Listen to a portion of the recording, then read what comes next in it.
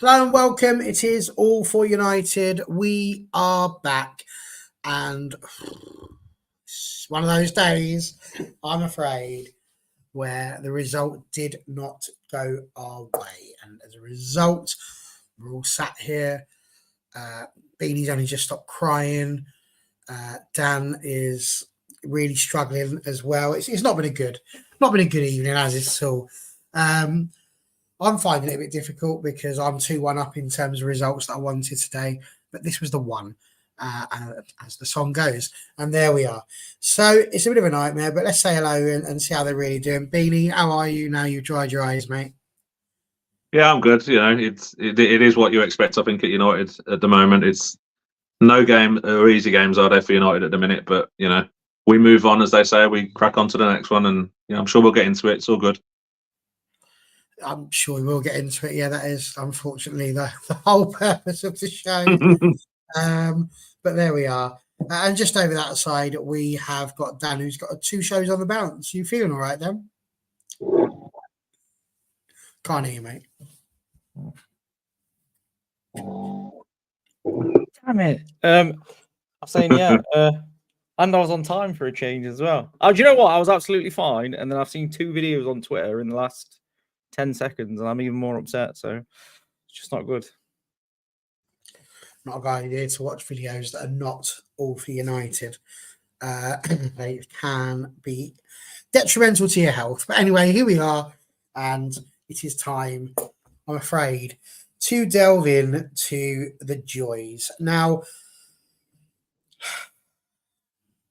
Beanie, 11 men started the game, only 10 walked out.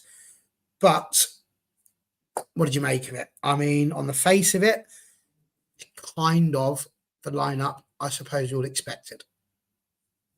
Yeah, I mean, I think it's the lineup that most of us would have picked. I think most of us would have had Ugarte starting. The only thing I thought maybe you might have gone Højlund instead of Xerxes.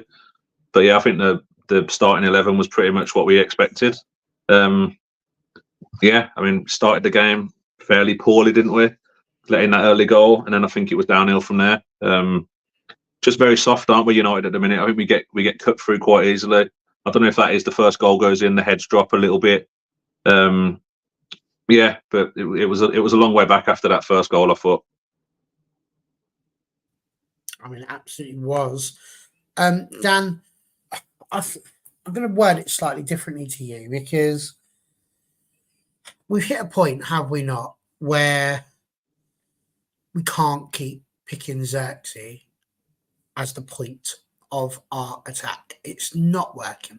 We've been playing for too long. He's not scoring. We mentioned this the other day. We need goal scorers. That's what is stopping us from being a powerhouse. Now, today it wasn't necessarily. Today, I'm sure we'll get to exactly what went wrong today. But why is Højlund not starting this game, do you think? I'll just make the assumption that he's just not fully fit yet. And that's why we've seen him off the bench. And to be honest, when he came on in the second half, I know it was a bit of a horse for the course sort of thing, but he didn't look 100% fit when he came on. I think he's building his way up to fitness, to be honest. So I can see why he's not starting. The only thing that maybe he could have done different is Xerxes on the left and Rashford through the middle. Yeah. I don't know whether that would have changed anything. As Beanie said, the starting 11, I think I only got one player wrong, and that's because I swapped Eriksen for Maino at the start. So it's pretty much the team I expected him to go with. It's the team you would expect to see. And honestly, that team's good enough to beat Spurs. So we can't say that the players aren't good enough. There's an issue somewhere. I personally thought the players... there's only one player that can walk off that pitch today with any credit, and it's Onana because he stopped it being a cricket score. Everybody else was awful. One of the videos that I saw actually just before coming on is Dallo at the back post for the first goal. And he doesn't follow his man in. It's just a little clip, and it's Tim Howard on an American channel. And as Johnson arrives to tap the ball in, just puts his hand up because he knows he's wrong. He knows he's not chased his man in. Little solemn putting his hand up. It's just absolutely awful. You can't do that at Manchester United. He should have been breaking a gut to get to that back post. And that, to me, is a player problem. I know he's out of position. So then he shouldn't be playing if he's not comfortable there. We've had a problem down that side, in my opinion, this season. He's knocking out these sevens and he's looking okay, but it's costing us. So that needs to change. But that, from a player perspective, and he wasn't the only one, is not good enough. They're giving up. They look like they're jogging when others are sprinting. To answer Simon's question, it's just that's how it works. You never get match fit by starting a game and you're suddenly up to scratch. Some footballers take 3-4 weeks to get match fit, just coming off the bench. Some even take longer. It's not the same as training. A game is it's not the same intensity. It's not the same kind of outing for the legs, if that makes sense. So yeah, I can see what you mean. Why he should have maybe started if he's fit enough to be on the bench, but with all the sports science and stuff we was talking on the last show, it's just how it is. They've obviously got a plan that you can only play 25 minutes, half an hour, and they've stuck to the plan again. Well, I mean, it's an interesting one. I mean, Dan's just dived ahead a little bit there. But, I mean, if we're going to look for the reason why Manchester United did not win this game, we need to put our hands up here at All For United. We apologise once again because I wasn't tweeting during the game. And as we worked out, when I don't tweet during the game and I delegate it to the minions, we lose 3-0. It happened against Liverpool and it's happened again here against Spurs. So I personally would like to apologise to Manchester United fans everywhere because Dan was doing the tweeting today and as a result, it is 3-0. So we've learnt our lesson. Next time, just nobody will tweet. I think will probably be the easiest way if I'm not available. We'll see if that makes a difference. But genuinely, listen, I mean, we spoke a lot. Well, I say we spoke. I haven't spoken much today at all, but we spoke a lot in the group chat about the fans. And Benny mentions here, Man United will be back, take the hard times on the chin, support the team, sing for the Reds like we did in the Stretford end until the very end. And absolutely, the fans were absolutely superb. No doubt whatsoever that they were awesome and kept going, and it's the main reason why anybody here who's thinking that's going to be Ten Hag out, I mean, it certainly won't be after this game. And there's 101 reasons why, but I think we do try to be quite positive over here. I find it. I can't think of the word that I'm looking for here. Just unacceptable, I think I'm going to have to go with, that we are still playing Diogo Dalot at left back. It's a failed experiment, much like not having a recognised striker up the top. Lots going to be said about Ten Hag today. Lots going to be said about the team. For me, every single one of those goals involves Diogo Dalot. All three of them. He's the main culprit in every single one of them. We will explain it and we'll go through it. Dan's already said it though, Beanie. That first one, yes, Van de Ven never should have been able to make his way all the way through the team in the manner that he did. But when he gets that ball across, there's nobody there. And as Dan said, yes, he puts his hand up, but what's he doing? He's jogging back. He's jogging back. And then there's nobody there. Like, people are going on about this other, the chap from Spurs, as it Brennan, the fact that he is on fire. I'm not being funny. I could have scored that because there was nobody there. If I'd have been stood there, it would have been the same result. And I'm 42 and massively overweight. And I still think I would have ran harder than Diogo Dalot. So what's he doing, Beanie? Well, like Dan says, it just can't happen. He has to be busting a gut to stop that happening. If he sees it coming in from the other flank, he needs to be there to at least challenge Johnson. Even if Johnson does put the ball in at the end of the day, Dalot needs to be making it difficult for him. Was it Brighton? He did the same. Was it the Brighton game? I can't remember. Where fair enough, it could stop at source, but as soon as it gets to the back post, Dalot just needs to be better. Is that a position thing? Possibly. I just think it's lazy. I really do. I just think it's lazy by Dalot. Fair enough, he's a right back by trade, and left back isn't his position and all that. But Christ, just as a footballer wanting to bust a gut for his team, he has to be doing better in those positions. And for me, I mean, if it's not working at left back, do you put Mazraoui there? Do you try something else?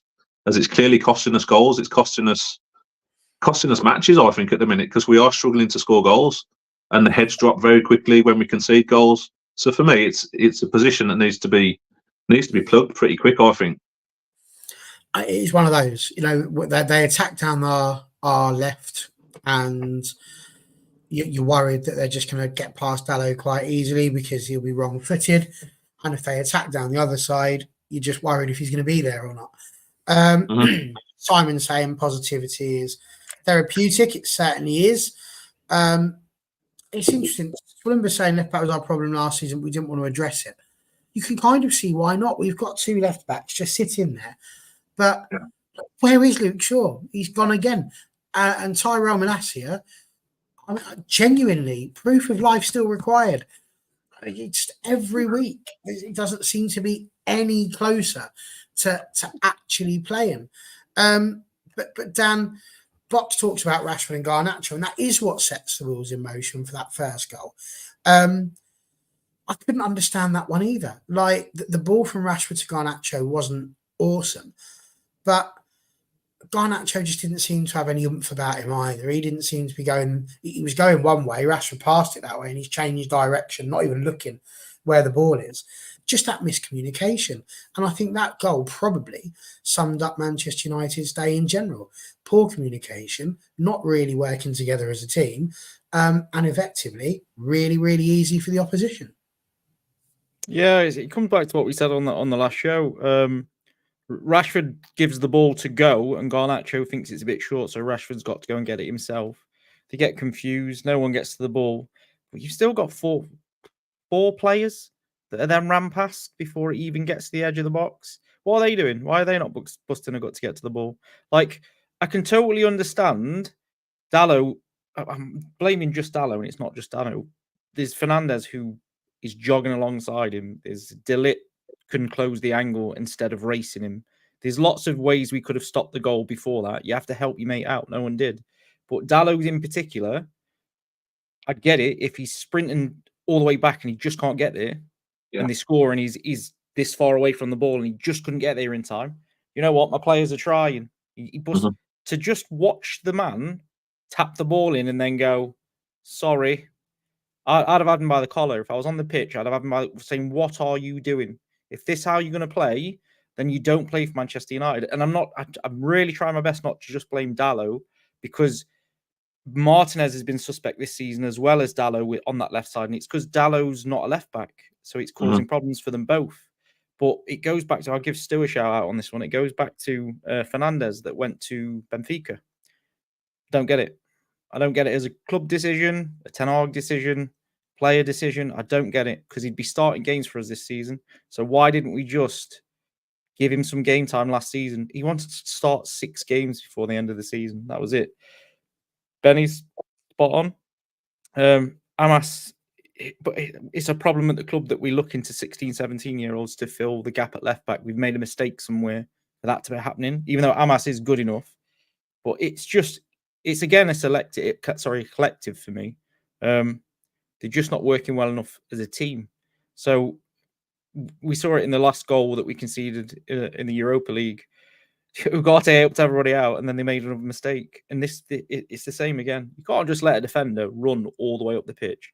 And if anybody's watched Spurs in the last 6 months, we've seen Van der Ven do that every game. Yeah. He always goes off on a little run. So why are we not prepared for the fact that he's going on a little run? Like, it's not difficult to defend against. It's not difficult to predict. It's just really poor all around. And it's really frustrating at this point. We obviously, the show we had last time we was backing Ten Hag, and Ten Hag, we want him to do well. And it's easy to sit here and say, yeah, I can back Ten Hag if I'm watching performances where we dominate possession, we create chances, we're just missing them, but we're not conceding a lot of shots on goal. It's performances like that take you back to last season, having flashbacks, because it's just not. It's sort of like, oh, bloody hell, that was bad. And that's before we get to the sending off. We was awful. for the entire first half. It was absolutely awful. Yeah, indeed. Please like and subscribe if you enjoy being here. Although a lot of you are a bit negative Nancy's in some respects. Simon, I feel like you need to put down the gym. It's only been a couple of games. If you've still 2 more games and he's not scored, then there we go. But having said that, I am just going to go back again to this whole left back situation, because the first half wasn't great. And we will get to that when we get to the next goal. But obviously, the whole thing with the Bruno Fernandes red card, it didn't help. Now, nobody is going to sit here and say that losing Bruno Fernandes meant that we were doing worse, because you couldn't have got much worse than the 40-odd minutes before that anyway. So we know that Spurs were the better side at that point. But the red card did make it more difficult for Manchester United to get a foot in the game, I would imagine. Beanie, you both were chatting about this a little bit just before we came online, but it's a weird one, isn't it? Because he's given the red, the foot is a bit higher. But tell us what you think. What did you make of the red card? I mean, in real time, when you have Neville on comms saying, "Oh, it's knee high, it's reckless, it's this, it's that," and then you see the slow-mos that VAR will say, he slips, he catches him sort of mid shin pad with the back of his ankle. It's not a red, is it? I mean, it's a yellow at best. Them trying to say on Sky they've sent him off because he was out of control, he was reckless, didn't know what he was doing. Not for me. I think if that's a red card, the game's gone. For me, it looked like a little bit of frustration the way he kind of went into it. It was a little bit sort of headless chicken, trying to sort of do his best to cut the ball out. To be fair, it felt in that first half like we was going to get someone sent off. There was a few iffy challenges, probably out of frustration because of how bad it was going. But that red card, that's never a red card. The game's totally gone if that's a red. The fact that VAR haven't overturned that as well, after seeing the stills, the slow-mo, everything that us as the sort of audience have seen, how VAR haven't turned that over is madness. Yeah, that's a yellow at most for me. And I'd be amazed if United don't appeal that. It's a tough one, isn't it, Dan? Because he does slip.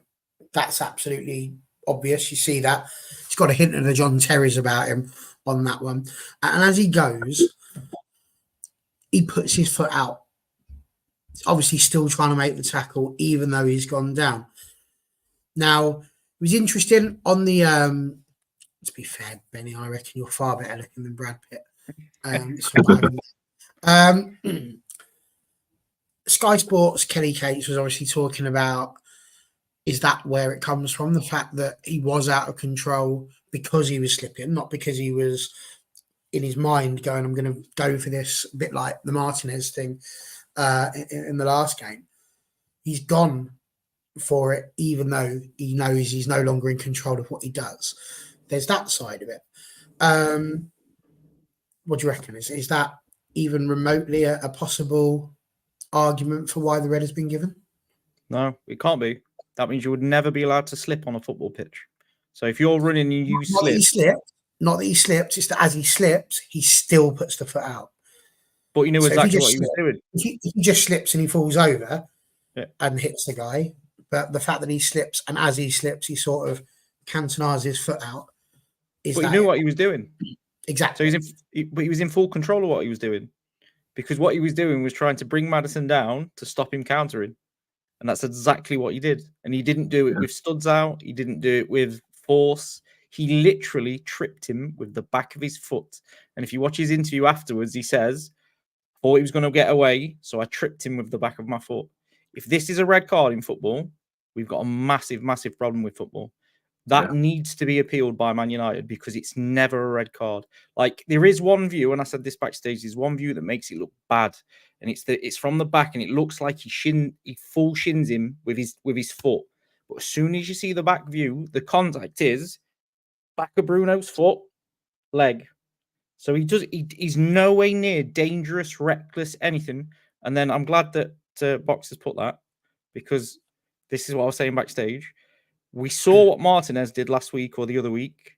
He was completely out of control with 2 feet off the floor, mid-sky, jumping into a tackle. And I came on this show and I said, how is that not a red card? Because he's dangerous, he's reckless, he's out of control.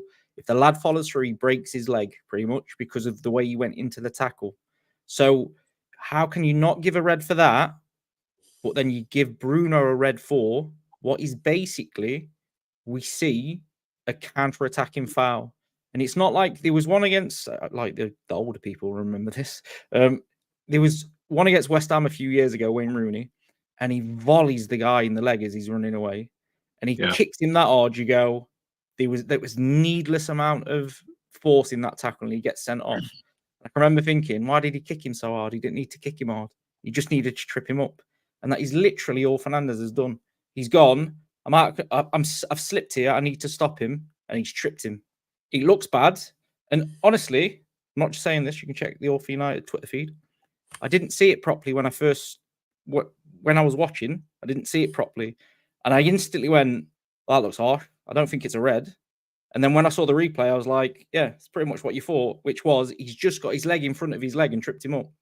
So the issue for me now is you've got numerous camera angles, numerous officials looking at that. How do you not overturn that as a red card? Well, this was going to be my next. My next question. I am just going to point out here, honestly, Simon. I think you should probably just go home and have a kip, because honestly, I've not seen a single positive thing out of you whatsoever. And your take on Onana has blown my mind. So if I were you, I've got the feeling, in the nicest way, I feel like we're being trolled. So probably not going to throw any more of yours up. Box 100% says that is when VAR should be implemented. And my question to you is this, because you two have been very vociferous about how poor VAR has been. Are we not in a situation where actually we can't argue about VAR not getting involved? The referee thought it was a red. And if the referee thinks it's a red, he has to be allowed to live or die by that decision. At the end of the day, the foot was higher than it should have been, potentially. And if what he has seen coincides with what VAR are talking about, whether we agree with it being a red or not, everybody keeps saying that the refs ref the game, VAR shouldn't be re-reffing it. So can we really argue that VAR are not overturning a red card like that? I'd even maybe say, like, even if VAR told the ref to go over to the screen and just have another look, and if you still think it's a red, then that's fine. But have another look at it. Do you know what I mean? And isn't VAR meant to be there to turn over mistakes? The thing that worries me, kind of what I think Dan was saying, that if there's 4 people looking at that and they all think that's a red, then I think that's a real worrying state for football. And I think you'd get so many people sent off if that is the case. If you're touching someone on the shin, out of control, which most tackles are, yeah, I mean, how that's a red, I don't know. Doesn't make sense to me, that. In fairness, I'm going to do a bit of devil's advocate here, because I'm in that sort of mood, and actually it's quite nice to see you two getting wound up for once, and me just sat here quite enjoying life. But when we spoke about the Martinez one, Dan, somebody did say to you, but he didn't touch him. You said it doesn't really matter whether he touches him, whether there's intent or anything like that. In this one, he does touch him. And we could argue that if the foot comes just a little bit later, that's not one that hits him with the back of his foot. It goes straight into the side. And if it does, potentially that causes the damage. So I suppose what I'm saying is, if the ref says it's a red, we can appeal that. But to then say now VAR should be overturning that, or you say VAR should send to the screen, I'd agree it would be nice, because at that point it means the ref is certain in what he's doing, because that is definitely a game-altering decision to send a player off the pitch. And if there's even the slightest hint that actually you might have over-egged the pudding a bit, then that's probably the right thing to do. But should it really be? It shouldn't be re-reffed, should it? That's literally the big argument that everybody has had, that VAR was too intrusive onto the ref's actual decision. My issue here is simply there's nothing that referee could say in that moment that justifies that to be a red card.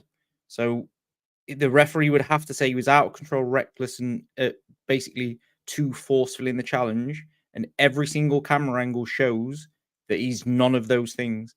So I tweeted out on All for United. Someone said it was knee high. It's not knee high. It's the middle of the shin pad, which is just above your ankle. So it's not even high. It's where a tackle would normally go if two players go in. It wasn't studs. It was the back of his foot. So it'll be interesting. I think this is one of those where they're going to ask to hear the audio to see how they've came to the decision. But there's nothing Martinez there. didn't touch him at all. But that's different. Hang on, because people will say, Bruno has actually touched him. In your one, you said it doesn't matter whether he touches him or not. So whether it touches him, on the front of the shin pad or not, it doesn't matter that he's touched him. In Martinez's case, the contact's irrelevant because of the action. So the action is reckless and out of control. Fernandez's action isn't reckless or out of control. He's in full control of what he's doing, which is the intention to trip his man up. And he hasn't done it in a way that's overly forceful or going to endanger the opponent because he's not studded him. He's not gone knee high. He's literally tripped him with his ankle, the back of his foot. So it's not like so if he's gone full force, studs into shin, you say it's got to be a red card. It's too forceful. He's endangered his opponent. By getting his foot in front of his leg and tripping him, it's not endangered. He's not endangered him in any way.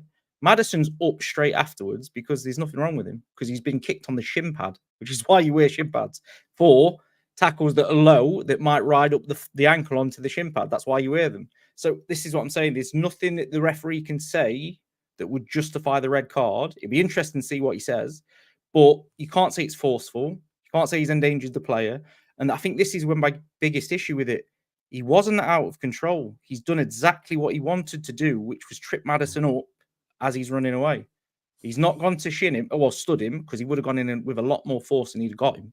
Like, if that makes sense. So I can't wait to see, because I genuinely think this is one they're going to go over. It was like that Southampton one. The Southampton one with Garnacho.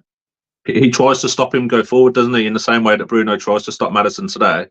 But the Southampton lad goes in like proper high, doesn't he, on the knee, and quite recklessly. And it is a red card. If you look at that, he hits him. I think it's top side of the right knee. Yeah. So if he gets him mid shin, just in front and not on the leg, but in front of the leg, it's only a yellow card. That tackle is 100% a yellow card.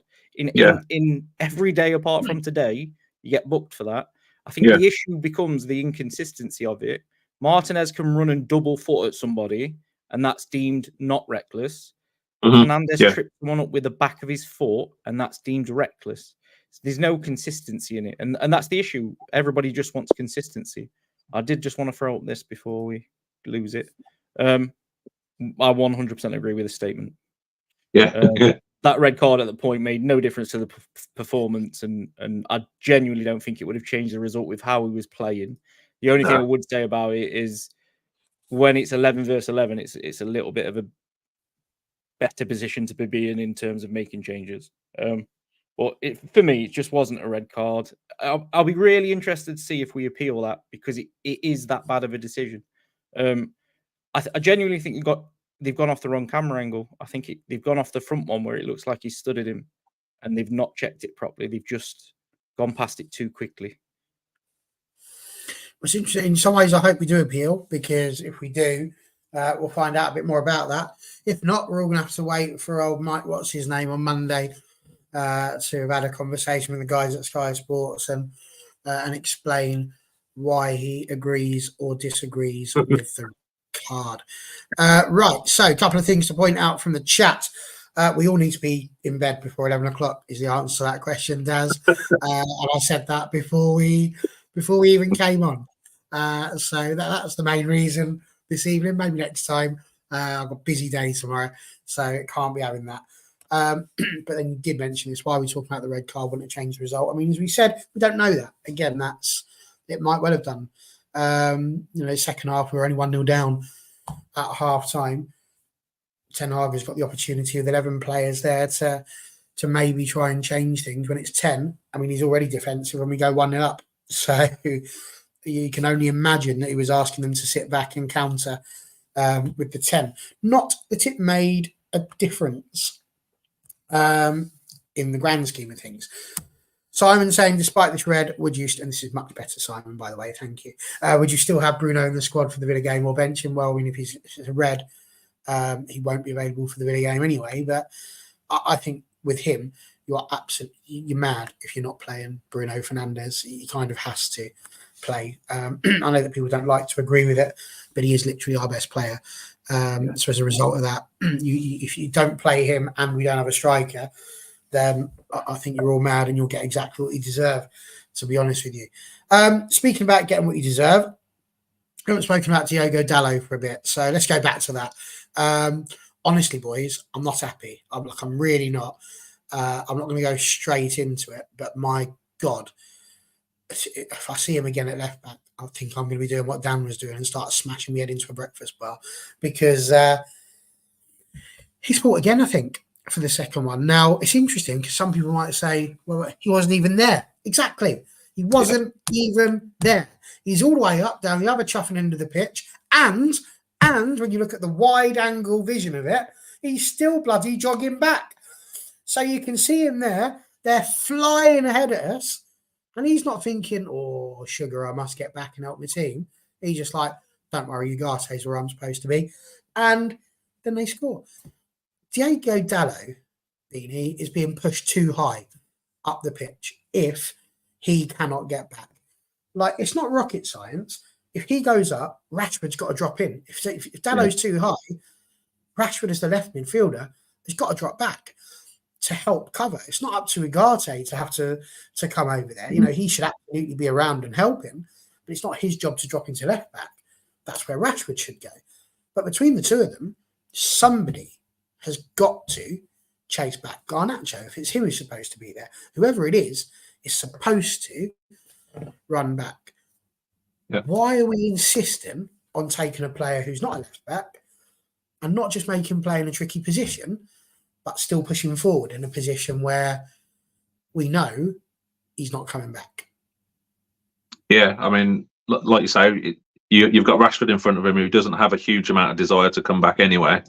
And then when Dalot does that, he even drops into midfield at times, doesn't he? And he just leaves like such a gaping gap at left back, and it just pulls the whole team all over the shop. And like you say, he's got no desire whatsoever to go back. I'm not too sure what the option is at left back. I mean, Harry Amas looks like a good player. I'm not sure I'd want to throw him in at this stage. We just look a little bit ropey. I'm not sure I'd want to put that on the young lad at this point, given how we play, given the fact he won't really get much support from Rashford in front of him or Garnacho, whichever one that may be. But is that a Ten Hag thing that he wants the fullbacks to be bombing on a bit too much, and there isn't the willingness of the player to come back? I don't know. But for me, like I said earlier, I think Dalot at left back's a massive issue. The sooner Shaw comes back or Malacia comes back. But as Dan says, it goes back to last season as well. You had Fernandes, you had Reguilon. I mean, has Reguilon even got a club now? I don't know. I'd have Reguilon at left back than Dalot at the moment, because he knows the role and he knows what he's doing at left back. It just, for me, it's very much square pegs and round holes. And like you say, what Dalot's doing in the game, if we ain't going to bust a gut to get back, you're having Ugarte pushed all the way over there. That's opened up a massive gap in the middle. You're having De Ligt having to cover over at left back. That's having a massive gap in the middle. And sides are just cutting through us like a knife through butter. It's just making it far too easy for him. And that's of our own doing. Be it Ten Hag, be it the player, it's our own doing. Yeah, I mean, I'm not going to lie, I'd take Dennis Irwin at his current age at left back. The rate that it's going, because I still think he'd at least have the intelligence to be in the right spot at the right time. Dan, like I say, we try very hard when we're sat in not to be negative, but the whole problem with left back is really, really, really annoying me. Like, really annoying me. I don't know what else I can say. Like, as a right back, he's fine. But genuinely, my blood is starting to boil. Like, so we've got Harry Amas. Why are we not just giving him a chance? Give him a chance. I find it even worse, though, because during the international break, the last international break, Martinez played at left back for 2 games and played really well. The issue is that Ten Hag wants his fullbacks inverted, so that's why he's comfortable with Dalot that side. But then this is some of the problem as well, and this is where it's hard to defend. I spent 2 hours defending Ten Hag the other day, and if we play that football more often than not we've played this season, we should win games. You can't defend him after this, and this is some of his problem. He's got players that can't do what he's asking them to do, but then he's still asking them to do it, but then doesn't change them. So Dalot can't do what he's asking him to do from that side. So if you have to go to Martinez at left back and then change the way you're playing, so you don't invert the left back, so be it. Then you play that for a couple of games because it's the strongest way of playing with that team. And this is why certain managers since Fergie, I'm not going to mention any names, did get a tune out of some of the players because he didn't go, well, basically got called a PE teacher for it, but he went, right, this lad's good at this, so we play to that strength. And I think some of this squad just cannot play this way. And I think that's why it's so inconsistent, because sometimes they're good at it, sometimes they're not. And I think that's why you find we change 8 or 9 players, and then we suddenly at 7. And then the last season, if you remember, it was Crystal Palace. I think we played them in the cup, played really well. Yeah. Changed loads out again, started struggling again. I said pre-season when the second team came in, seemed to be better at the roles they were being asked, played better. It's just so inconsistent, and this is where what we was talking about with Daz. It comes down to simply, I don't think he can shift some of these players out, so he's having to use them. But then surely, they can't do this, so change the system, change the style of play, stop inverting your wing backs, maybe stick 3 at the back, play a 3-5-2, just do something different. By plodding down this same road, I worry for him. Yeah. It's interesting. Leo, excellent effort, son. I'd like to give you some form of kudos for popping in, hoping you were going to get a reaction. But I'm afraid the only sacking he's had so far is the spuds that he's going to be using for his pie and mash on the way. Good effort. Gordon Hill saying, I don't think it's the real one, said can't throw Hamas into this team. A bit political. I think he means Hamas. The environment is not suitable and no reflection on the player. He and other young players he protecting at this time. It's interesting, but when you consider it, you've got Manu, you've got Garnacho. We've got players in there already that are quite young. That could well be the making of him. Sometimes that's how you get a diamond, isn't it? It's about amount of pressure that. Or whether it is like Dan says, he doesn't have the confidence that Hamas can play, can do what he wants him to do, sort of thing. He might not be an inverted fullback. Yeah. No, maybe. But again, like you say, if he keeps on using this inverted thing, is it actually going to work? Because for God knows how long now at Manchester United, I've not seen left backs and right backs where they're supposed to be, which is at the far bloody post. It's not hard. Be where you're supposed to be. Okay, I've got that one out of my way. Well done, Gordon. I do like this one a little bit. Don't often get Sandy Shaw referenced in All for United, so loving that one. We did then actually, boys. Let's inject a bit of positivity into it. We did actually then start to play a little bit. We got to the hour mark, and then all of a sudden we picked it up and decided we were going to have a go at playing football. We'd literally been in a situation where for the first 15 minutes of the half, hadn't touched the ball in the opponent's half, hadn't had a shot, 33% possession, and then we actually started to play football a bit, and we did get a couple of opportunities and a couple of chances. Again, a bit more clinicality, Beanie. We might well have nicked a goal back. And if we had have nicked a goal, would you have fancied us to maybe get something out of this game with the way that we were playing? Yeah, I thought we played some all right stuff in the second half. I mean, it was very much a sort of have a go and see what happens, weren't it? Because we were that far behind and, we were playing that poorly. He kind of mixed it around a little bit, didn't he? I thought that Casemiro effort was a nice effort where he got it dinked over to him at the far stick and he kind of hit it on the half volley. That was a nice effort. When we went 1-0 down, I just thought that was it because I'm not confident of us scoring goals at the minute. I'm not sure I saw anything in that game that would make me think we were going to score a couple. But yeah, I mean, I think it is what United are at the minute. I think we've got a soft underbelly, and I think we struggle to score goals. Yeah, it is what it. I just don't see United having goals in them at the moment, and I think it would have just been a scraped couple of goals if we were going to get them at that. Yeah, as Dan said earlier, I thought Højlund looked a little bit off it when he come on, just because he weren't fit, but he was running about and that. Garnacho had a couple of efforts, but it's all very much nothing's really clean cut, is it? It's all like bouncing around in the area and can we get a shot off? Yeah, I just find us a little bit blunt going forward at the moment. There you go, Dan. You said we're a little bit James when we are going forward. Well done, Beanie got it, and so did Dan. Look at that, he's had a little giggle there behind his hand, like he's back at school and the teacher's watching. What did you make of that second half performance? Because before the third goal, we did look the most likely to score. Yeah, it's one of them. I sort of put it to Spurs having a little bit of a rest, a little bit of a break, but we were trying. I think I tweeted on the All for United thing. It was nice to see a little bit of effort. Like they was sprinting, they were chasing down, they were putting in the role. Do you know what? They was putting in a few naughty tackles as well, like pushing and shoving and stuff. I think that was the most disappointing thing for me today, to be honest. The only time we seemed to really get any sort of aggression was at silly points, whereas they seem to just bully us off the ball. We need to get better as a 1 to 11 at that. We seem to be bullied a bit too much, to be honest, by it happened to Garnacho, happened to Højlund, happened to Rashford, just getting bullied off the ball. Like they want it more than we want it. And it's getting frustrating to watch that in particular. And I'd say that's on some of the players. They need to G themselves up a little bit more. The crowd today for the players was absolutely faultless. It's incredible the backing that obviously we've been sent videos in the group chat, and it honestly, I find it absolutely incredible some of the backing that the players, the manager get after a showing like that for 65 minutes, and they're still there clapping, singing, chanting. They love it. Yeah, it was a little bit better, but it just felt too little too late for me. If we could have maybe, one of the frustrating things for me was I was singing Eriksen's praises for his delivery, and then he comes on and puts in the worst set of free kicks and crosses I've seen in a decade. It was absolutely awful.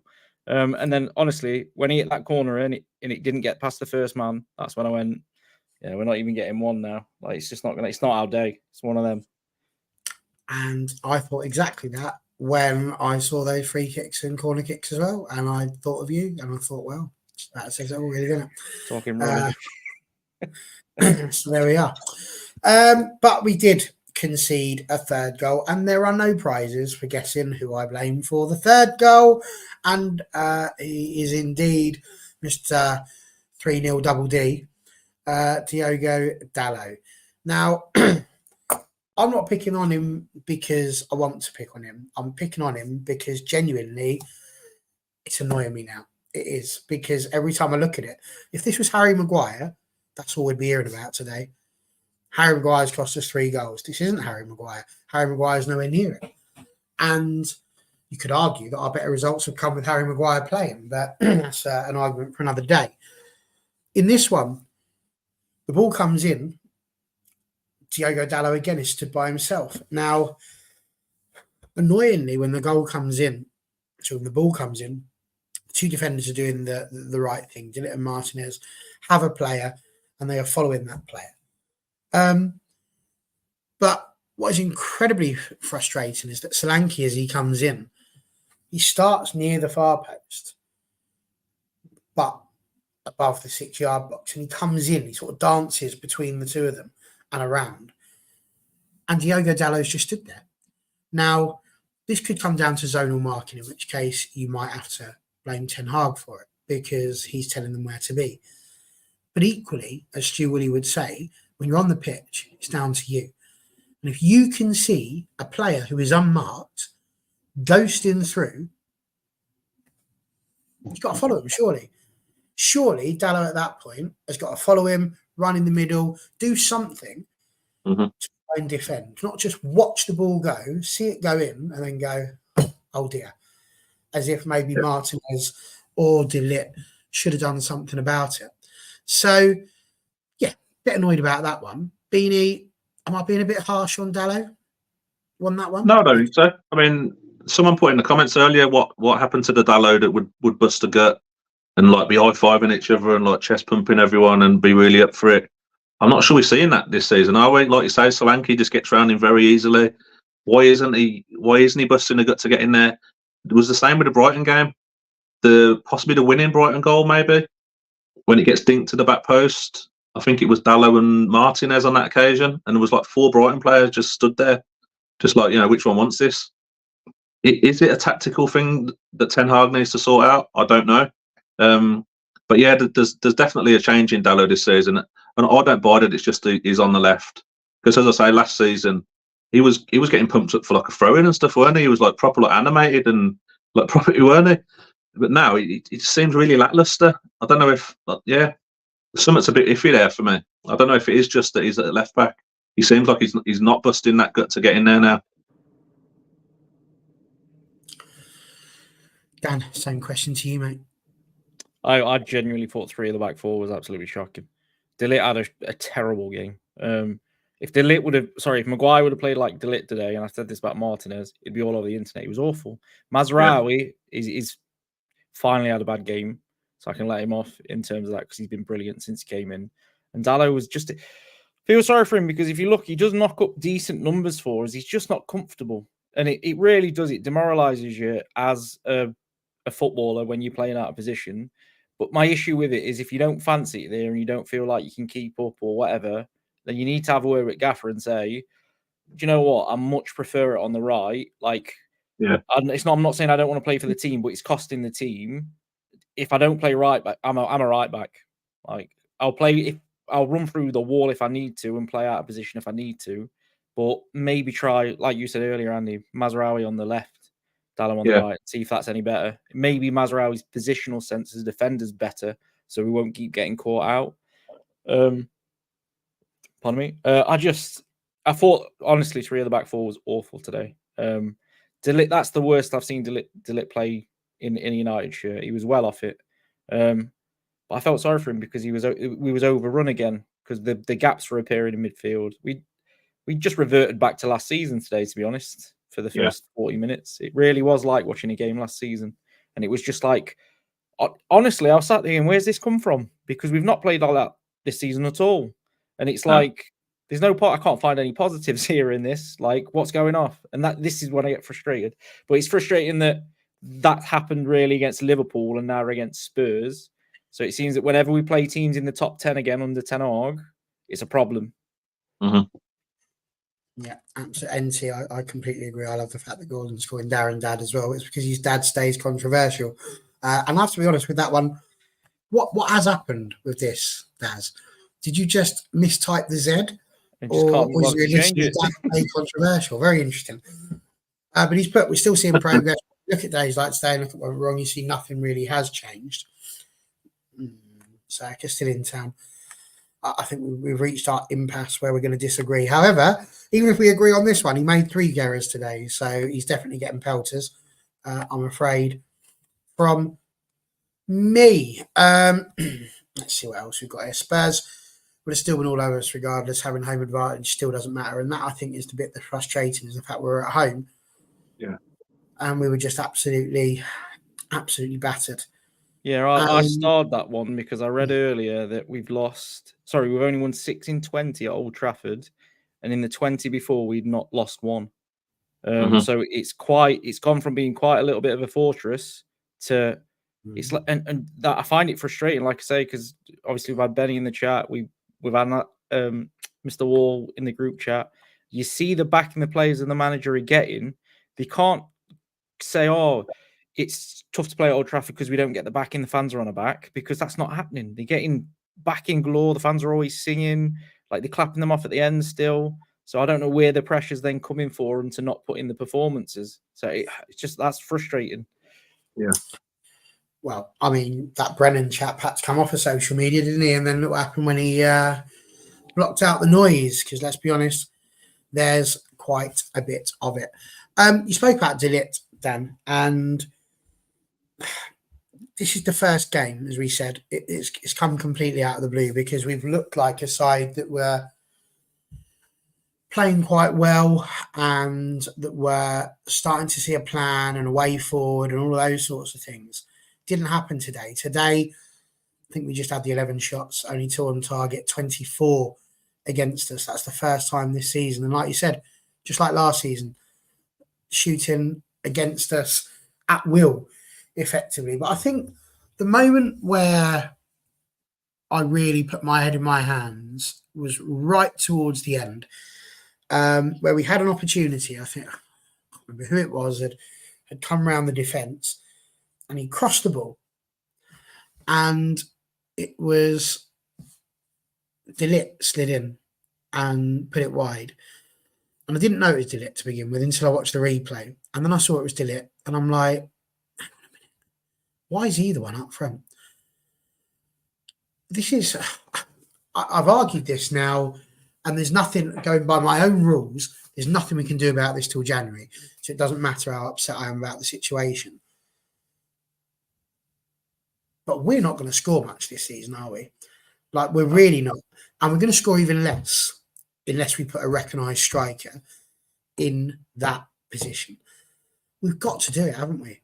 Like, even if it's Rashford, even if we say to him, look, mate, you've been at this club now for a ridiculous amount of time, and we don't want to put any pressure on you, but you are our goal scorer. When you look at our front players, if you were to say which one is the one you would rely on the most to score us a goal, it's going to be you. Your time has come. You are that senior pro now. So maybe we just need to go, well, if Højlund's not fit enough to start yet, you're going there. Stick Garner on the left. Ahmad, hello, where was he? Not until the last 5 minutes do we finally throw him on when we need a goal. We were going to bring bloody Lindelof on. He's a well-known goal scorer. Defending the free now. I could have cried. It was only when I was literally spitting feathers, and then the commentator said that he's been told to sit back down again. I'm like, oh, lucky. And that was only because Mason Mount went off at that point, I think, because it hurt his head. But it's we've got to do that, and then allow those two forwards to actually be players that are more winger style players down the left and the right, as opposed to, so that you've got a three along the midfield, rather than playing it like we are with Fernandes and Xerxes effectively at the same sort of level and occasionally sending one of them forward. It's not working. We've got no target whatsoever. And until we sharpen that sword up front, we're just going to keep on effectively hitting people with a rubber hammer. That's all we're doing, isn't it? It's just bouncing off them and they're laughing. So what can we do, Andy? What can we do? Because he's got to do something. Can't keep doing what he's doing because we're not scoring. Yeah, I mean, it's a position that we didn't score many last season, did we? I mean, the goal difference was what last season, minus or even or whatever it was. So it was definitely a position that we needed to sort in the summer. I think we've kind of fallen for the fact that we needed to sort so many things out in the summer. We've kind of we've tried to go for a cheap option in Xerxes, haven't we? And I think it's clear to see for all now that he isn't going to get us sort of 15, 20 goals. I'd be surprised if Xerxes and Højlund got us 20 between them this season, to be honest. But I think as much as you've got Amas at left back, would it kill us to put Wheatley up top? Try Wheatley as more of a, you know what I mean? Can he do any worse? Yeah, I think Xerxes is probably more of a 10, to be honest, or a winger. I don't see him as your sort of striker that you're going to hit, because it's like it's a hot potato when it gets pinged into him in the box. Like, he doesn't know what he's doing with it, and he's always that few steps a little bit short when it's getting sort of fizzed across. But yeah, I'm like you, Barry. I worry about us scoring goals this season. I don't think he fancies Rashford through the middle, so I'm not sure he's going to do that. It will be Højlund, won't it? Eventually, when he becomes match fit, it will be Højlund. Whether that will get us the goals that we need, I don't know. I think it's a problem. I really do think it's a problem. The problem is, though, Dan, is that even if he does, we're an injury away from being back in the same situation. So, look, in the nicest way, 2028, I mean, Twilumba put a thing up here earlier on going 2028 EPL champions and laughing. But the genuine truth of the matter is that, number one, I'm pleased Barada's come out and said that, because he's made it incredibly clear. Because again, and I don't care what people say, there's people going, oh, we just want to challenge for the title. You don't really. You don't. That's not really what people are saying. That's just what they're saying because that's what Man United fans are supposed to say, apparently. And if you don't say that, you're not a real fan. It is effectively what I'm understanding from the way most people seem to be arguing about it. But like genuinely, they've said from the outset, I said it in the last show when Daz was on, 2 to 4 transfer windows. And we've only had one. So if it's going to take 4 transfer windows, that's 2 years. So you look at 2 years, that takes you to 2027, which is the start of the 27-28 season. It's almost like they're still singing off the same hymn sheet they were talking about from the beginning. Is the problem here that actually the fans just aren't listening? And that we are going to have to undergo the level of pain that we are undergoing at the moment? And if that's the case, why are we being so grumpy about it? Listen, it goes back to what Daz says the other day about Liverpool. We were in danger of becoming what Liverpool were. We already are. We already are in that situation. We're going to have to chew some glass to get to where we want to go. I genuinely would take challenging in 27-28 for a title now, because it's about what you expected at the start of the season. I still said we'd finish 6th and we'd maybe go on a cup run. And as long as the football was better, that's acceptable to me, because that's the situation we're in. And Daz is spot on there, by the way. It's a hard one to judge about goals because we've created so many chances this season, just not finished them. We didn't today. We'd have scored our goals. It is a worry. Which wasn't enough. We could have played for 400 minutes today and not scored. But if you go off the context of this season, we've just not taken our chances. If you keep creating that many chances, eventually that tide will swing and you'll start winning games 3 or 4-0. And that's where I'll back him all day long if I'm watching games and we're creating. I know you don't like XG, Barry, but if we're creating 2.5 to 3 XG and we've got 8 big chances a game, that's fine because the football's good enough to score the goals. The problem is after days like today, where the football's not good enough, the players were awful, we didn't create anything. It's hard to then say, oh, it will change. But like I said, after some of the games this season, more often than not, if you play the way we've played, we'd win the game. We just feel sorry for Xerxes because we're talking about could he lead the line, and he's like a finish or 2 away from probably being on 4 or 5 goals. He just needs a little bit of confidence, and then he's getting the chances. So my issue is, again, it's how we fare against the top 10. It's not looking good under Ten Hag when we play a team that's a little bit higher in quality. We struggle. I was going to ask Benny about this Bien Sherry, or whatever his name is. This lad's on fire for the under-18s. He seems to be scoring every single week, like 4 goals. It's ridiculous. But yeah, we've just got to take a risk. I just want to see something different now, because we saw the 4-2-2-2-2 worked a little bit against the big teams. So maybe go back to that for the big teams and then drop to the 4-2-3-1 against the smaller teams. But we just can't keep doing what we're doing. I just hope that we are good enough to turn it around. Yeah, no, absolutely. Honestly, Dad, so basically what you said here is that if he stays doing what he's doing, he's got to go. And if he starts swapping and changing, he's got to go. So it's a nice way of working it out. So he's just got to go. I like your style there. It's well played. Almighty. Andy, this is what I'm saying, though. Dan's saying we're playing well, and we are. There have been good games. This game feels like, at the moment, an anomaly compared to what we've seen going into the game. But again, if we can see that that's happening, why isn't that enough? Why isn't it enough that we're seeing progress in terms of how we play? If we all understand, because from what I'm getting here from the 3 of us sat here and even from the people in the chat, we don't have the players to put the ball in the back of the net at the moment. We don't have that regularity of finish and that clinicality up front. We're missing a left back. So if we know we've got these problems, defensively, there's still a problem. Going forward, there's still a problem. In the midfield, still a bit of a problem. You know, Casemiro's still old and will need to be replaced sooner rather than later. If we know these things are happening, why then is it not enough that if the performances, and you're saying consistency, this is what I'm saying, if the performances are consistent and we're just saying the same thing, we're just not scoring, even though we're making the chances, we're conceding, and it's often because Diogo Dalot has got less runs than a constipated turtle. That's a good one. I like that. Why is that not enough? Moving into next season, because we've got a January transfer window. Maybe we see see that addressed during the transfer window if we can get a couple of sales in. What is it about that's not enough? I think it would be enough if we was getting the consistency of the performance. Like the 20 game was very disappointing. Today was very disappointing. And I just think days like today, I think have happened just far too often. And he seems to have an inability to want to change. And I find that very frustrating that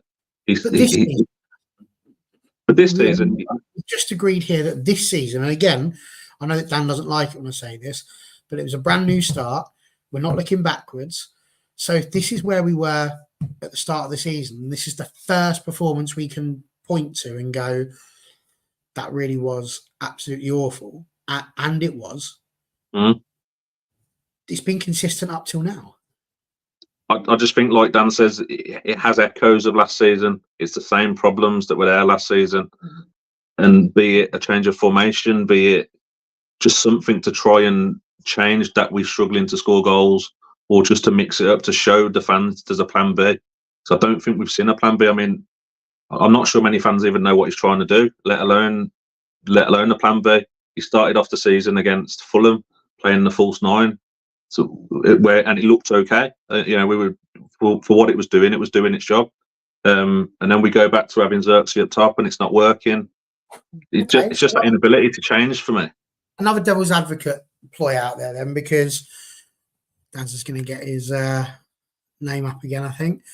He was talking about let's be forward thinkers. Southgate, Ollie, Van Nistelrooy or Potter. Now, the reason I brought this up, not because I want to talk about who the new manager is going to be, because I still think that is pie in the sky. But the fact that Ruud Van Nistelrooy is being mentioned in there. Now, he's part of the backroom team. Mm-hmm. Why is it just all on Ten Hag? Because what possible evidence do any of us have out here that this isn't a team decision?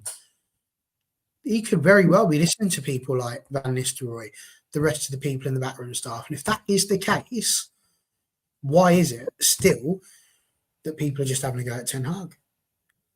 For me, it is a collective. It is the staff that's doing it, and if Ten Hag's going to go, then they can get on the bus with him, sort of thing.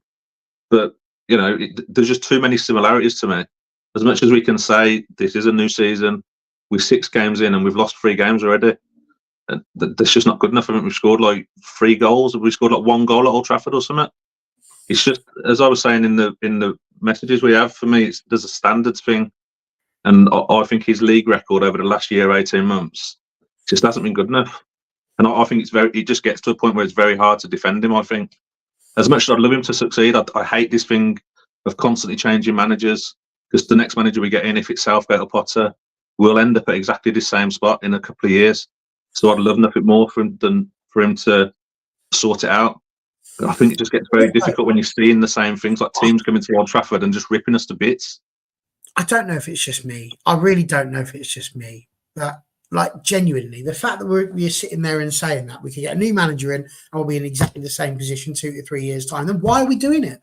Why is everybody so absolutely hell-bent? Like Simon's just put it here, we need a manager who we feel comfortable with. This was the one.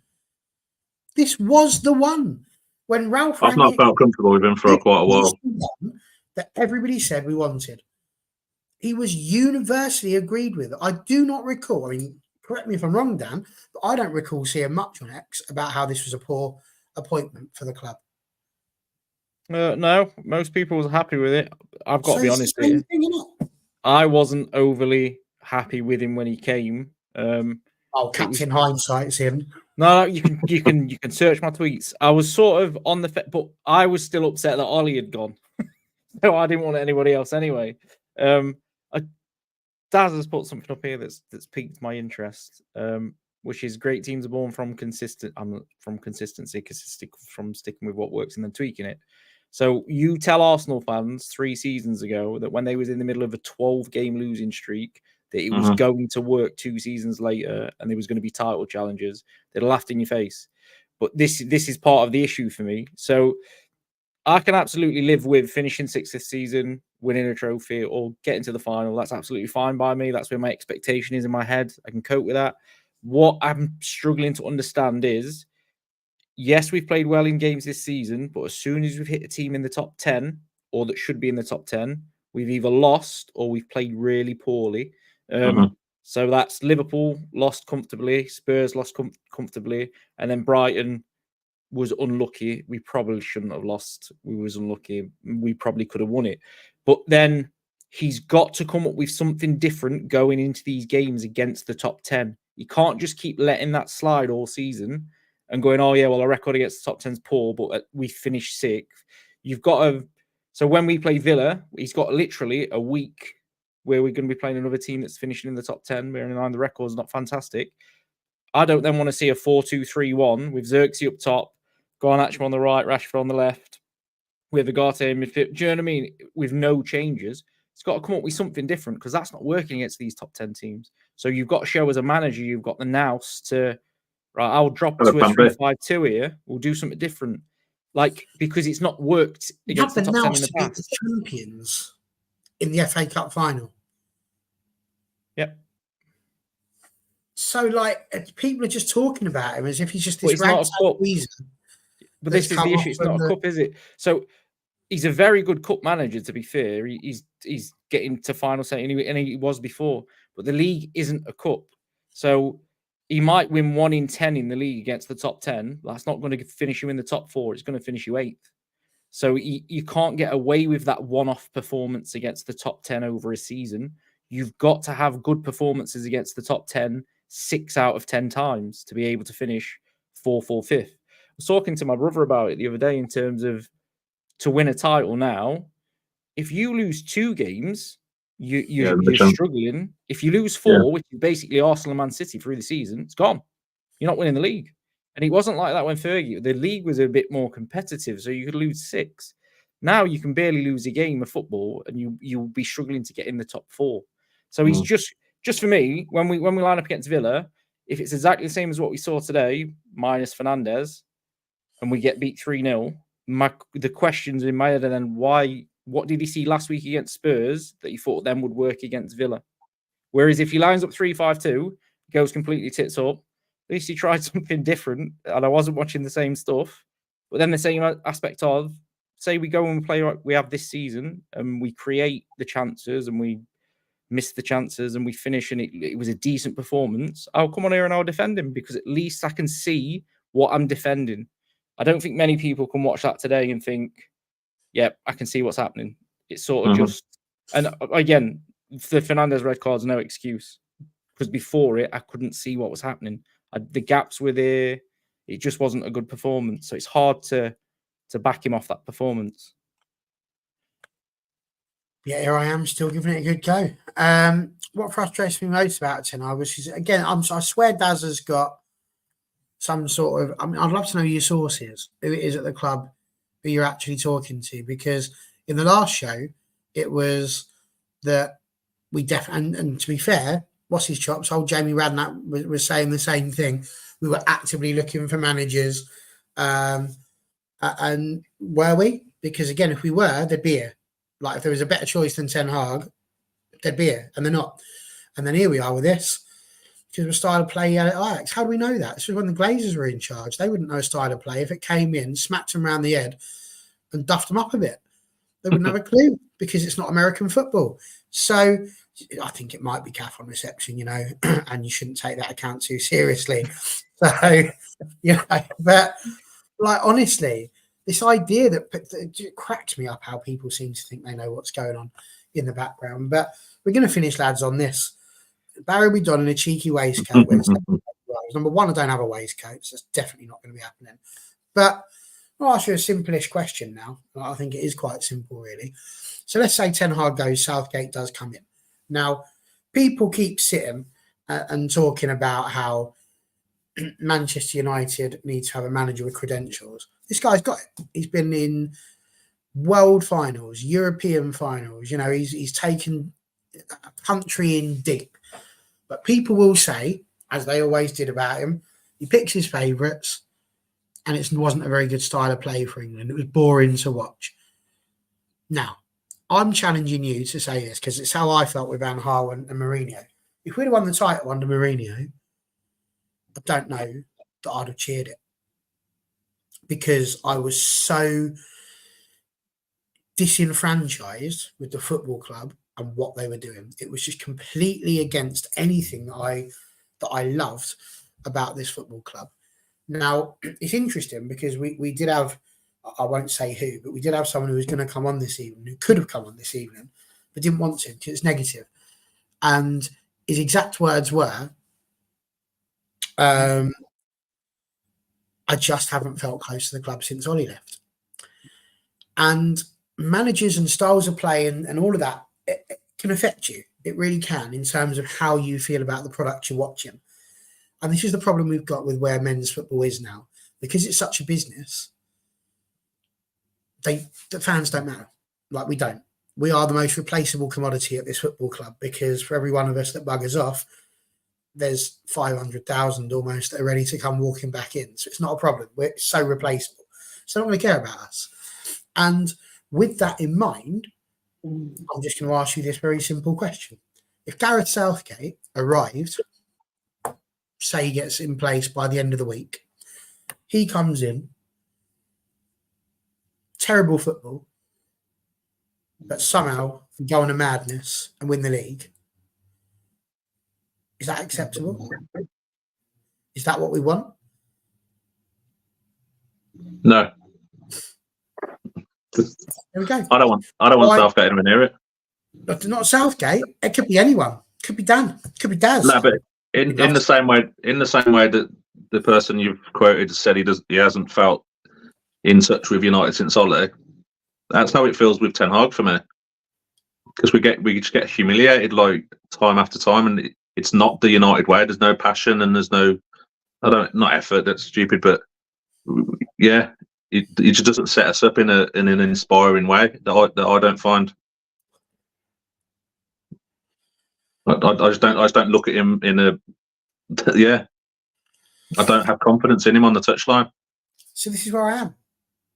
So like, if this is what we're talking about, what I'm effectively hearing is, and this is where for me the whole pack of cards comes falling down, because we're sitting here having a go at a manager who can't take us apparently to the top of the Premier League and win it. But from what you're saying now, even if he did, you wouldn't enjoy it. And if Southgate came in and it was terrible football and he won it, you wouldn't be happy about it because you don't want Southgate. So really, I just want to win a game at the minute. What does any manager have?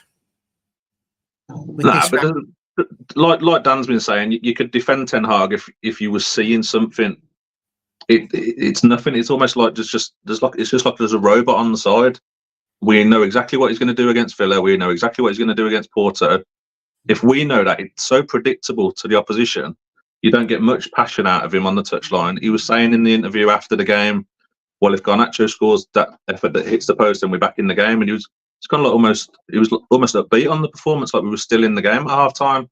It's like we're seeing what's happening, but we're seeing what's happening. That could have been like 4 or 5. If we're still in that game, if we draw in at half time, we're lucky that we're drawing at half time. We're at home, and we were giving Spurs all the play, and they were just ripping us to bits. And that, for me, that can't happen at Old Trafford because it happens so often now. Or was it Bournemouth last season that did it to us at Old Trafford? It just can't happen. Well, I think it's interesting. We're saying Ten Hag stubbornness will ultimately be his downfall. I'll put it out there. The fans will be his downfall. It's going to be nothing to do with Ten Hag because people just don't have patience anymore. And if it was still the Glazers, by the way, if Ineos were not here and it was still just the Glazers, I'll be with you right now. Absolutely be with you. But we've got, I don't know, Dan, you can finish the show off with your thoughts on it. But Ineos are here now. It's a new chapter. That's why I said everything that's gone before shouldn't matter. We need to treat him. And I know it's hard for you to disassociate the last season with this season, but it is a start. It's where we're starting from. It's day one of Manchester United again. But people aren't allowing it to be day one. Is that almost No, why it's Ten just Hag it's an should have interesting. gone? Because then at least there would have been a new manager to go with it. But then it just feels like, again, we're repeating the same old mistakes and, it's another 3-year plan. Listen, for me, winning the League Cup and the FA Cup in the last 2 seasons earned him the right to do another season, because not many managers have done that before. My issue is, again, it's just your expectation. If you're a Manchester United fan in 2024 and you think Manchester United should be challenging for the Premier League title, you're not with the reality currently to where the situation is. So no manager that comes in is ever going to live up to your expectation if you think we're going to win the league, because you're going to be pissed off by April because we're not going to win the league. Like, you just want to see positive steps. This is why I was such a massive backer of Ole and what he was doing, because yeah, we had some poor results. Yeah, we lost this game, that game, and yeah, there was some bad times, and we lost in finals and we lost in semi-finals. But it made me care about watching the football again. I enjoyed watching the football. I was back on the edge of my seat watching the football. I actually wanted to tune in every week to watch the football, because more often than not, we played good football and we won. So it was like a bonus. Was we ever good enough to win the league under Solskjaer? No, because we had this discussion with Az. While City are doing what they're doing, we're not catching them. And Arsenal are doing what Liverpool did for the last decade and pull up some crazy trees, and they can't catch them. So it's just about being a little bit realistic. I am so reluctant to say Ten Hag out, for the simple fact I don't see anybody out there that can replace him currently and do a better job than what he's doing with what's happening, to be honest. Like, he struggled the last 2 years. The injuries last season were shocking. We've just got to see more now. Like, we need to see a reaction, whether it's the lineup. Fine, he starts a 4-2-3-1 against Villa, but he changes out the players that just can't do what he's asking. And if that means putting in a 17-year-old and giving him a whirl, so be it. Like, I can cope with that to the end of the season. I said the same last season. If it means Harry Amas playing left back and he's at fault for a goal, I could not care, because at least it's not Dallo that's out of position and it's Amas learning and plying his trade in the Premier League for Man United. There's just got to be some sort of change where, as fans, we can go, right, I can see what he's doing here, but if the record against the top 10 carries on like it has done for him, and his record at Old Trafford carries on like it has done for him, it's just a matter of time before he goes. There's no saving him from that, and I don't think it is going to be a stubbornness that ultimately costs him his job. It will be partly the fans' fault as well. But again, I go back to the crowd at the end. They're still 100% backing the players and him from what I've seen at the end of today. And it's not until they turn that I think the club will sack him. I think other than that, he'll stay. But we need to see something better against Aston Villa. We've got to. I mean, it's interesting. I mean, I just threw this one up for that very reason. You were talking about the fans. But this is what I mean, you see. Those are fans that those match-going fans, the ones in the Stretford end, the season ticket holders that go week in, week out, still found a way in our worst game of the season so far to get behind the team, to encourage them, to try and get them to their very best. And to me, they're the model. And that's the fact that we don't seem to be doing that. None of us are able to just get behind Ten Hag. And just imagine what a force we could actually be if we all sat here and were just positive and looked at the changes that were going on and accepted that these things aren't going to happen. It's like, it's mad. People expect at this very second an immediate change and everything's going to change around. And the God's honest truth is that is not going to happen. That is a mental comment. What you heard now? This one that you started, this is crazy. Yes. And I'll tell you why I started this one. So I've started this one because I don't expect to win the league every year, but we need to be challenging more often than not and picking up trophies along the way. And this is what I'm talking about with the fans. And I don't know, maybe we're hitting a point on this channel where, I need to move away, because honestly, it's the fans for me. It always is. What gives us the right? Like, there are 92 teams in the Football League pyramid, 20 in the Premier League. And what is it that gives us the God-given right to be picking up one of 3 trophies along the way, 4 if you get into Europe? What gives us just started secondary school.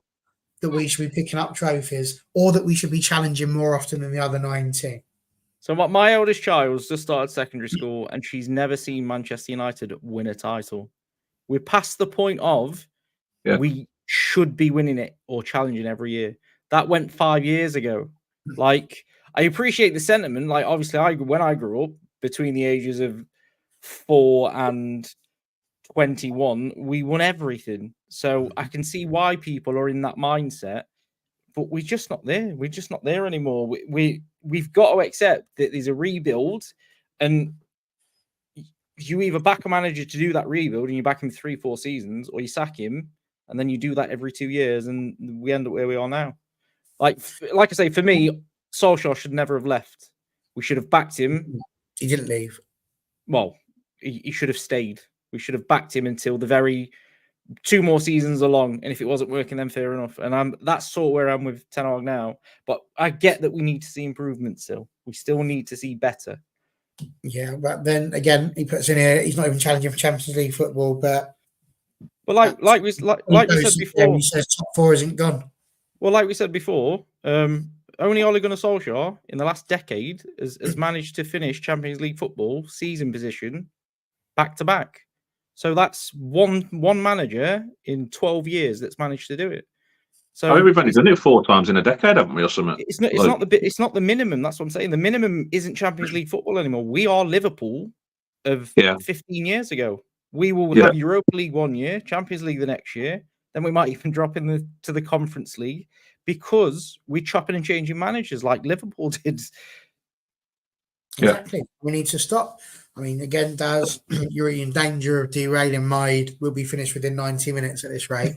So I might ignore you in a minute. But because the minute our expectations and minimum requirements drop, we are no longer the biggest club in the country. Between Busby and Ferguson, that expectation didn't change. I think in the nicest way, I don't think you're even alive between Busby and Ferguson.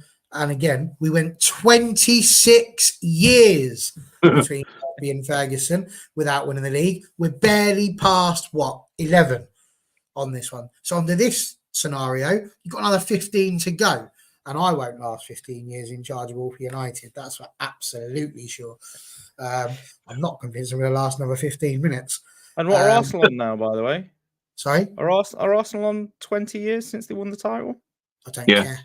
Liverpool, they was on 25, 30 years before they won the title. It's unfortunately, it's just what happens, isn't it? Gordon's put here, being United 74, Gordon 76. You've confused me a bit today, Gordon, but well done. And honestly, whether the manager makes no difference how close we're to the club. Listen, it will always be my club. I'm never going to stop loving it. Even when Mourinho was in charge, it was my club. I was never going to go, that's it then. Let's go and support someone else, or I hear Scunthorpe are doing well this time of year. That was never going to be the case. Not engaging because you don't like the style of play feels wrong. Just to confirm, it wasn't I didn't engage. I just wasn't as interested. So I said this to Dan the other day. I've watched them and I would literally be falling asleep. So as a result, I just watch EastEnders and then just look at what the score was at the end of the day. Oh, look at that 2-0. I'm glad I didn't watch that. I'd have just fallen asleep watching that, or 0-0, as it so often was. But listen, it's United all the way, and even now it will still be the case. And last but not least, Simon Warner's. But I'll be off here for a few weeks due to an operation in my hand. Going through the pain barrier to join in with this streams for my time off while I recover. I hope we get good results. To be honest with you, Simon, that's probably due to all of the negative computer thumping you've been doing today as to why you're got such a bad hand. I'm joking. I'm joking. I'm definitely not playing up top. Not happening at all. You keep saying the mentality didn't change. I mean, listen, we're not going to agree on it. So we'll leave it at that one, Daz. But the simple truth is, the rate we're going, it's going to be another 15 years before we win the league. And I'm not going to lie, I think there's some fans that probably deserve that, which is a real shame. There's a hell of a lot that don't. But there we go. That's my 2 pennies worth for what it's worth. Right, that's it. Beanie, shout out your TikTok if you can remember it. MUFC Beanie 7. It's on the screen, isn't it? It's sorted. Yes, but you don't usually remember that it's there. Sometimes you look at the fag packet where it all went up in it. So look, it's there. Very good. But thank you again for joining us, Beanie. Dan, over there as well. Anything you want to shout out, mate? Bring on the Europa League. Absolutely. You wait. We're going to smash Porto 7-0 and everybody's going to be like, oh, Ten Hag's amazing, because that's what Arsenal and yes, I agree. No, not that I don't. Oh, yes, I do agree with that. We're going to smash Porto and Villa, but that wasn't the one I was going for. It was that one. That was outstanding, Beanie. The best one yet. And it absolutely. So there we go. Brilliant. Listen, it's been a show. Therapeutic. Hopefully we all feel a little bit less likely to want to go and kick the cat. I haven't got a cat before anybody moans, so it probably would have been a cupboard, and that would have caused me more damage than it. But there we go. So that's that done. When are we going to be back? Oh, I don't know. We might do a preview for Porto, but I'm not sure Dan could take it because it would be him that'd have to run it. So we'll probably be back on, is it Thursday we're playing Porto or Wednesday? Thursday. So we'll probably be back on Friday and hopefully it will be with a slightly happier subject. Until then, take care and have a good week.